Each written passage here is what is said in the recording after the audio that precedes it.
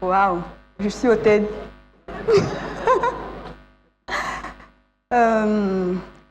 Lorsque j'ai été sollicitée pour ce TED, déjà j'étais toute excitée. J'ai dit enfin je vais sortir de mes ordinateurs. Et on me dit le thème de cette année c'est la percée. La percée. Je devais raconter mon parcours, ce que j'ai réalisé.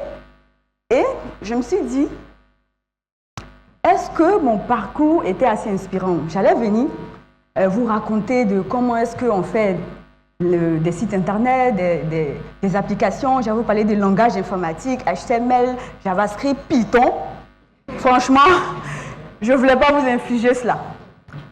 Et pendant que je faisais mes recherches, pendant que je réfléchissais à la thématique, je suis tombée par contre sur l'histoire d'une jeune fille, super timide, très introvertie. Et je lui ai demandé, en fait, je lui ai posé pas mal de questions et elle avait même du mal à me parler. Elle ne voulait même pas, elle avait du mal à me raconter son histoire. Et là, je me suis rappelée de la fameuse phrase de mon père, la personnalité est maîtresse du devenir. Ce que tu deviendras demain dépend de ton état d'esprit d'aujourd'hui. Je vais vous parler de la jeune fille super timide qui, grâce à sa passion pour la technologie et l'informatique, a réussi à transformer la vie des gens, a réussi à pas mal de personnes à rêver. Rêver, oui, rêver. Après l'obtention de son bac, la jeune fille est orientée dans une filière en sciences de la vie et de la terre. Elle était super passionnée, elle voulait tellement faire la filière parce qu'elle voulait embrasser la même carrière que sa mère. Sa mère était professeure de sciences naturelles, donc elle voulait aussi être professeure d'université. Après 3 années à l'université, elle obtient sa licence, mais malheureusement dans le pays, survient une crise post-électorale. Les universités sont fermées pour 2 ans. Et là, il lui faut en fait trouver une alternative. Il faut se réorienter. Ses parents décident alors de lui payer des cours d'université privée. Elle se renseigne, elle ne trouve pas d'université privée dans son pays qui propose des cours en sciences naturelles. Et la famille lui demande de trouver une nouvelle filière, quelque chose d'autre à faire. Et là, ça devient la décision la plus importante parce qu'elle avait déjà construit son plan de carrière. Elle savait exactement ce qu'elle voulait faire. Il lui fallait repartir de zéro. Ses parents décident, avec l'aide de ses amis, de ses tantes et tout le monde, de l'inscrire dans une école d'ingénierie en sciences informatiques. Ses parents décident, sans elle, de l'inscrire dans une école d'informatique parce que pour eux, l'informatique serait un métier d'avenir. Donc, elle prend sur elle de construire un nouveau projet professionnel. Lorsqu'elle commence ses cours en informatique, c'est pas tout de suite évident, c'est dur. Informatique, c'est difficile et elle est heurtée à la frustration de l'âge. Oui, la frustration de l'âge. Parce qu'elle avait déjà fait 4 années à l'université et elle est repartie de zéro. Elle était dans une même classe avec des étudiants qui revenaient fraîchement de l'université, qu'elle devait côtoyer, avec qui elle devait travailler. Et elle se sentait frustrée. Et à chaque fois qu'elle avait voulu abandonner, à chaque fois qu'elle voulait baisser les bras parce que c'était difficile, parce qu'elle n'en pouvait plus, parce qu'elle passait des nuits blanches à faire du code, elle se rappelait de la fameuse phrase « La personnalité est maîtresse du devenir ». Arrive au moment où, pour tout étudiant, je ne sais pas s'il y a des étudiants dans la salle, pour tout étudiant, on est confronté à faire notre premier stage de perfectionnement. Donc, elle dépose son CV un peu partout, aucune réponse, personne ne l'appelle. Elle s'est dit, tiens, moi je suis inscrite dans l'une des meilleures écoles d'informatique et personne ne m'appelle pour un stage. Elle comprend que avoir un boulot, c'est comme le royaume des cieux. Seuls les violents s'en emparent. Et quelques mois plus tard, sur recommandation de l'oncle de ses amis, de la tante, elle obtient un stage. Et là, elle fait la promesse à sa mère de travailler tellement dur, de telle sorte qu'à la sortie, dès l'obtention de son diplôme, elle n'est même pas à solliciter les entreprises et que ce sont les entreprises qui courent vers elle pour lui proposer du boulot. Il lui fallait donc réaliser un exploit. Il lui fallait donc être la meilleure dans son domaine. C'est là qu'intervient cette jeune fille, Tien Eri. Tien Eri travaillait comme fille de ménage chez la marraine de la jeune fille en question. Et Tien Eri, à 16 ans, avait déjà un enfant. Elle est venue à la capitale pour chercher à avoir un boulot parce que Eri était pleine de rêves. Eri voulait faire la couture. Eri cherchait un travail décent pour pouvoir s'occuper de sa fille. Malheureusement, Eri n'était pas allée à l'école. Eri ne savait pas lire, elle ne savait pas écrire, elle ne savait pas calculer. Ce n'est pas dans cette salle. Est-ce qu'il y a quelqu'un qui ne sait pas lire et écrire? Déjà, vous voyez, vous êtes des privilégiés. On est tous des privilégiés. Là, on a nos blocs-notes, on lit, on écrit. Vous trouvez ça assez évident, mais ce n'est même pas évident pour certaines. Pour Eri, la région de laquelle elle venait, on ne scolarisait pas les filles, malheureusement. Donc, Eri n'avait pas eu accès à l'éducation. Et Eri avait envie d'apprendre. Elle avait un rêve, elle voulait faire la couture.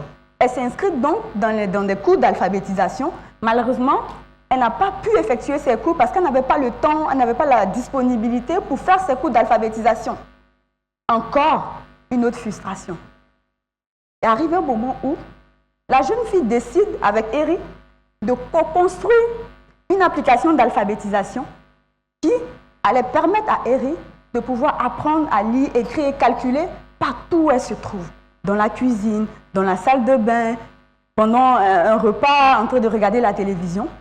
Eri avait la possibilité d'apprendre partout, et ce, de manière autonome. Elle n'avait besoin de personne. Elle n'avait besoin de personne, pas de tuteur pour l'accompagner dans son apprentissage. L'application d'alphabétisation a fallu à cette jeune fille pas mal de prix. Elle était meilleure développeure d'applications dans son pays, elle a remporté des prix à l'international, en local et tout ça. La jeune fille venait de réaliser un exploit. Elle était meilleure dans son domaine. Pour résumer, ce que j'ai appris de cette histoire, c'est que pour se réaliser soi, il faut apprendre à réaliser les autres. Il faut motiver les gens, il faut accompagner les gens. C'est super important. Le rêve de Eri a permis de réaliser ses rêves. Ensuite, elle était sollicitée de partout, comme la promesse tenue à sa mère. Toutes les entreprises la voulaient. Tout le monde voulait travailler avec elle. Elle était sollicitée et tout. Et elle décide de créer une entreprise. Elle décide de ne pas travailler pour X, Y. Elle décide de créer sa propre entreprise. Elle décide de faire de la formation. Elle décide d'entreprendre dans l'éducation. Mais pas n'importe quelle formation. Elle voulait faire de la magie. Oui, la magie. Parce qu'elle s'est rappelée que si elle n'avait pas été appelée pour un stage, c'est juste parce que les compétences écrites dans son CV n'avaient rien à voir, n'étaient même pas en adéquation avec la réalité du terrain. Elle était jeune, elle sortait de l'école avec des compétences caduques. Elle n'avait pas de savoir-faire. Elle n'avait pas de métier. Elle était juste diplômée. Alors la jeune fille décide de créer une école qui forme à l'apprentissage des métiers, qui forme à l'apprentissage de tous les métiers techniques du numérique. Elle décide de faire monter en compétence n'importe qui, même si la personne ne sait pas allumer un ordinateur, en 7 mois d'apprentissage, la personne aura le même savoir-faire encore plus que quelqu'un qui a fait 5 ans, 6 années à l'université. Elle décide de faire apprendre un métier aux gens. Ce jeune, il s'appelle Josué. Et Josué, il m'a particulièrement inspiré parce que c'est un jeune Togolais. C'est un jeune Togolais qui a intégré l'école de la jeune fille, qui a entendu parler de l'école et qui a fait le déplacement en bus jusqu'au pays de la jeune fille pour pouvoir intégrer l'école. Parce que Josué était plein de rêves. Josué voulait apprendre la programmation. Malheureusement, Josué n'avait pas les moyens. Il ne pouvait pas se payer une école d'ingénieur. Il ne pouvait pas se payer une école pour apprendre l'informatique. Il était donc obligé de s'inscrire dans l'école de la jeune fille qui offrait de la formation gratuite. L'école permet à toutes les personnes en situation sociale difficile, des personnes qui n'ont pas accès à l'éducation, les personnes qui veulent se former, les personnes qui sont motivées à apprendre, à pouvoir apprendre et ensuite être insérées, et ce gratuitement. Aujourd'hui, Josué est l'un des meilleurs développeurs de sa génération. Il travaille dans une entreprise américaine. Il n'a que le bac.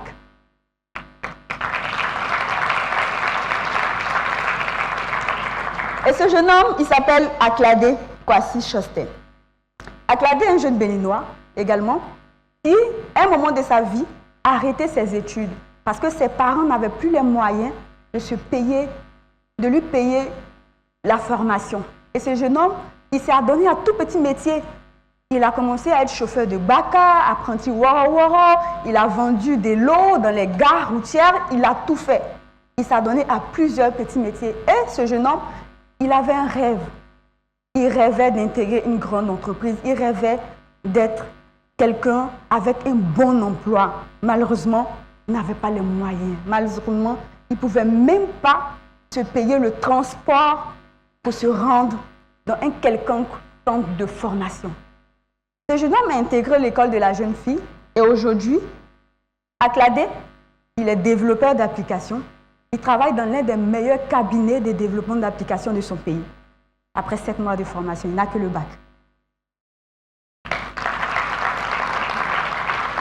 Tout comme Josué, Aklade, il y a des millions de jeunes qui veulent se former, qui veulent apprendre un métier, qui veulent rêver, malheureusement, qui sont dans des situations sociales difficiles.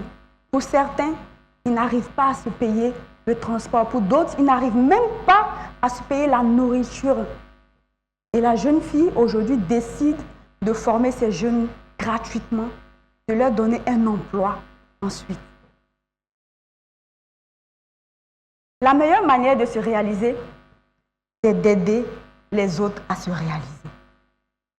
La meilleure manière de se réaliser, c'est d'aider les autres à se réaliser. Et vous,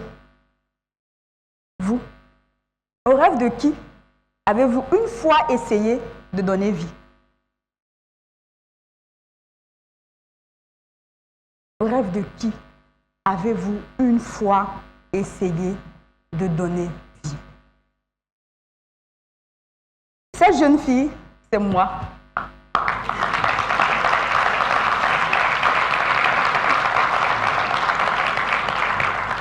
Je me nomme Banro Raïssa. Je suis analyste programmeur. En 2015, j'ai monté une entreprise sociale et solidaire qui propose la formation gratuite à toutes les personnes défavorisées, à toutes les personnes qui désirent de se former. On les forme et on les insère. Je suis directrice de MTN Academy by Simplon, directrice également de Simplon Côte d'Ivoire. Et j'ai décidé, en fait, il y a quelques mois, de créer Ivoire Geek School, qui permet également aux jeunes qui ont des diplômes en informatique, qui n'ont pas de savoir-faire, de les former et de les donner, de les faire monter en compétences. Et il y a quelques mois, j'ai réalisé que, au-delà de ma timidité, j'étais quelqu'un de pragmatique. Au-delà de ma timidité, j'étais quelqu'un qui avait du talent. Et j'ai voulu mettre ce talent-là au service de l'administration. Et depuis près de 6 mois, je suis fonctionnaire.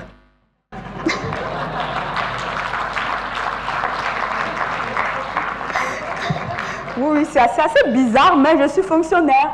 Oui, avec mon salaire de 180 000. Merci à tous et merci. Je vous invite surtout d'essayer de donner vie aux rêves de toutes les personnes qui nous entourent, quel que soit qui nous sommes, quel que soit notre domaine d'activité, nous avons la possibilité d'aider, nous avons la possibilité d'impacter, nous avons la possibilité de mener des actions de changement, donner vie aux rêves de toutes les personnes qui vous entourent. Je vous remercie.